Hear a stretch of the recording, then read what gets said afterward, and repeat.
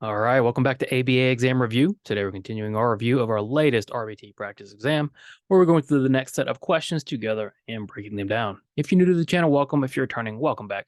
Please like and subscribe. If you're looking for our proven study materials, check out btexamreview.com. We offer 3 practice exams, a task list, study guide, and of course our combo pack. When you pass your exam, let us know so we can include you in our Sunday shout out. Other than that, let's work hard, study hard, get to our questions. Question 1. One of the students in Mr. Feeney's class is very prone to errors when they first start learning a new lesson. Which of the following methods would be the worst to use with this type of student? What do we know about the student? We know they're prone to errors.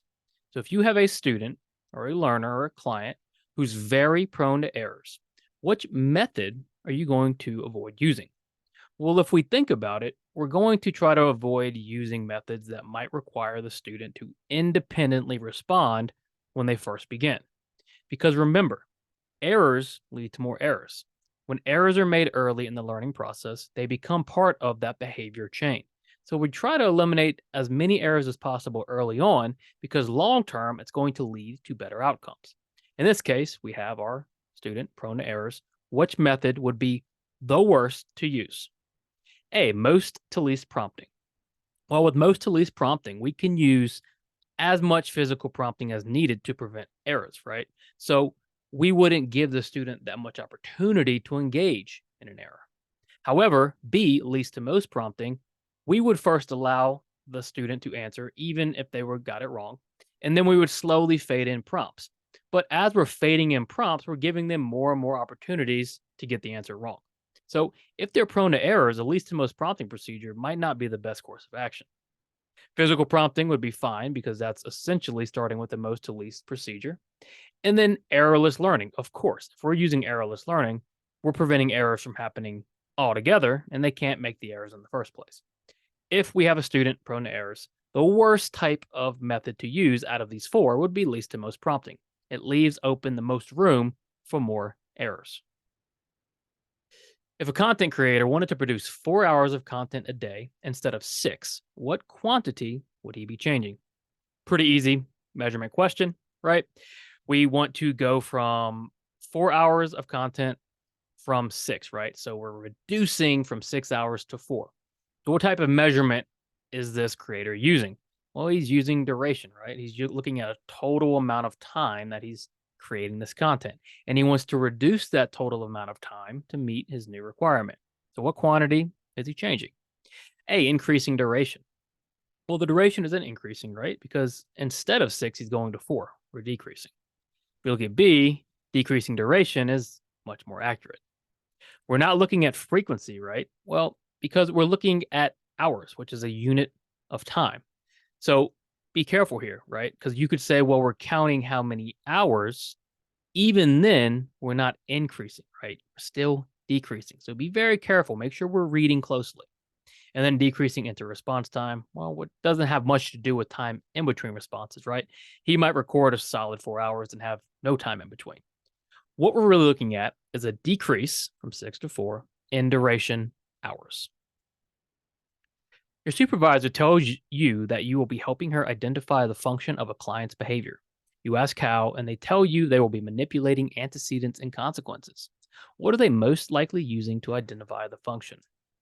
The 3 types of assessments, of broad assessments that RBTs need to know are indirect assessments, which are like surveys and interviews, direct assessments, which are ABC narrative recordings, event recordings, those type of things, and then the functional analysis. And the functional analysis is usually the least well known by RBTs because RBTs don't do them alone and they don't happen all that often. A full functional analysis is pretty rare in the type of practice most of you will be doing. However, a full functional analysis is by far the best way to truly identify functions of a behavior.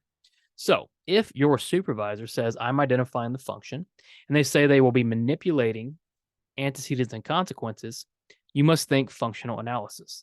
In indirect assessments, we're not manipulating anything because we're not actually observing the behavior. In direct assessments, like ABC narrative recordings and event recordings, we're observing the behavior, but that's all we're doing, observing. We're not manipulating anything. Only in these functional analyses, C, are we manipulating these antecedents and consequences. So if they're saying we're going to identify the function by actually manipulating antecedents and consequences, we'll consider it a functional analysis. If Jay, a behavior technician, wanted to shape his client's ability to speak in full sentences, what might he do? Okay, it's a shaping question. So think to yourself, what is shaping? Shaping is reinforcing approximations of behavior until we get to our terminal final behavior. So Jay wants to shape client's ability to speak in full sentences. So you need to think about what would that look like, okay? In my mind, I see speaking in full sentences as adding more words and phrases when I talk, right? If I speak in 3-word phrases, I want to get 4, 5, 6, right? Increase, increase, increase until I'm speaking in full sentences. So Jay is going to shape that. How? A, reinforce each time the client makes any noise. Now, if we're trying to get the client to full sentences, simply making a random noise is not going to get us there. Okay. That is not going to be enough to get us speaking to full sentences. It's just not strong enough, especially for where the client is at. B, reinforce each time the client uses an additional word or phrase when speaking. This is much better because now, if we have again 2-word phrases, I'm going to start reinforcing for what? Let's say 3-word phrases, and then 4, and then 5 until we get those full sentences. So B is actually reinforcing approximations which are much closer to our final terminal behavior, speaking in sentences. C, punish when the client does not speak in full sentences. Shaping procedures don't involve punishment. Can shaping be part of a package? Absolutely, but shaping itself is not a punishment procedure. And then reinforce only when the client uses a full sentence. That will be the final step in this shaping procedure. We're not there yet, right? So we're building up to it. We're slowly reinforcing approximations. So if Jay wants to shape the client's ability to speak in full sentences, he's going to reinforce each time the client uses an additional word or phrase when speaking. You just finished up all of your final exams. Your professor tells you your final grades will post at 11 a.m. on Wednesday. What type of reinforcement schedule is this? RBTs, and for your exam, you need to know 4 basic schedules: fixed ratios, fixed intervals, variable ratios, and variable intervals.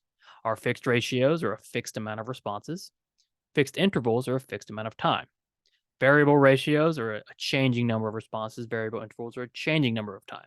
So let's just break this down. Your professor tells you it's going to post at 11 a.m. on Wednesday. Are we dealing with a time here or response? Or we're dealing with time. Doesn't matter how often or how many responses you engage in while checking your grades. Nothing is going to give you reinforcement of finding the grades until we hit this time. Okay. So it's an interval schedule. The first response after the interval is up will produce reinforcement. Now, is this a fixed time or can this time change? Well, this time is fixed, right? No matter what, your grades are posting at 11 a.m. on Wednesday. Okay. Not on average, not approximately, at 11. So we have a fixed interval, a fixed amount of time. What type of schedule? FR, well, FR is fixed ratio. FI is fixed interval. VR, variable ratio. VI is variable interval. And so we already said we have a fixed amount of time, which is going to be an FI, a fixed interval schedule. Usain jogs 2 miles every morning on the same exact route each day. Yesterday, while jogging, he sprained his ankle in a pothole on his route. Once he recovered, he took a different route when running. Spraining his ankle served as what? Okay, let's analyze this question behaviorally. We're looking at Usain's behavior relative to spraining his ankle. We know he took the same exact route each day, but then jogging, he sprained the ankle in the pothole on his route. Now, after he sprained his ankle, he started taking a different route. So in that case, what happened? Did his behavior increase or did his behavior decrease? Well, his behavior on running the same route decreased, right? He no longer runs that route. And why? Well, because on that route, there was punishment.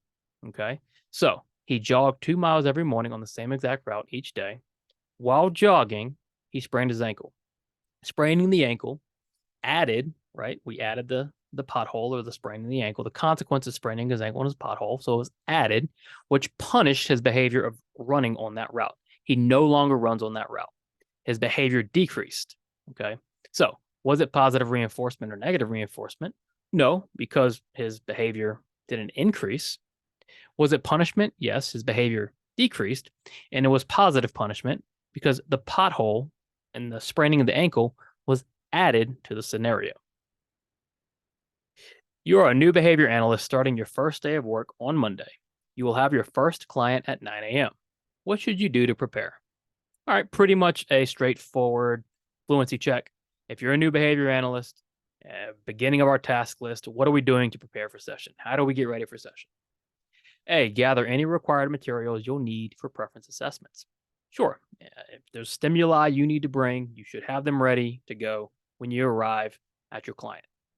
B, understand the behavior plan and how to respond to behavior. This is very important. You must understand before you begin, because once behavior starts occurring, you got to know how to respond appropriately. C, prepare data collection tools prior to starting session. Yes, this is absolutely a priority. So, what should you do to prepare as an RBT? Well, you want to gather your materials you need. You want to understand the behavior plan and how to respond to behavior. And then you want to prepare your tools prior to starting session. So your answer here is D, all the above. Which of the following behaviors would be most suitable for a permanent product measurement procedure? All right, think about permanent product, right? Permanent product, we don't need to necessarily observe the response, but we need that response to produce something that's going to stick around for us to measure. And that's the key here, okay? If we're looking for a behavior that's suitable for permanent product, that behavior must produce something that sticks around and that we can see and feel and measure and touch. Okay. If the behavior produces something that quickly goes away, permanent product is not going to work for it. So, A, self injurious behavior that varies in magnitude. Now, what this is saying is we have self injurious behavior that some days might be very intense. Let's say leaves scratches all over someone's arm. And then some days it might be low intensity, right? It leaves no mark. Well, that's not going to be great for a permanent product because our measurement's going to be very inconsistent. We want consistent products. B, a student's ability to spell sight words out loud. What's the issue here? Well, as soon as they spell the word out loud, it's gone. I can't come back later and see how many they spelled out loud. C, picking up the trash after a Christmas party.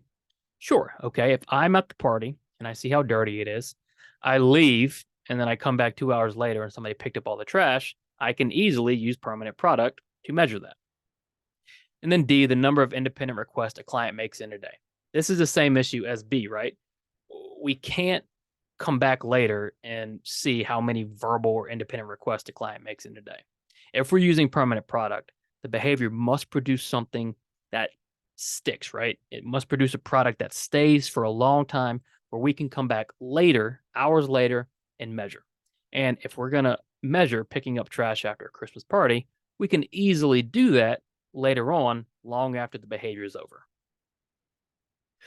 Of the following individuals, who might be considered a stakeholder?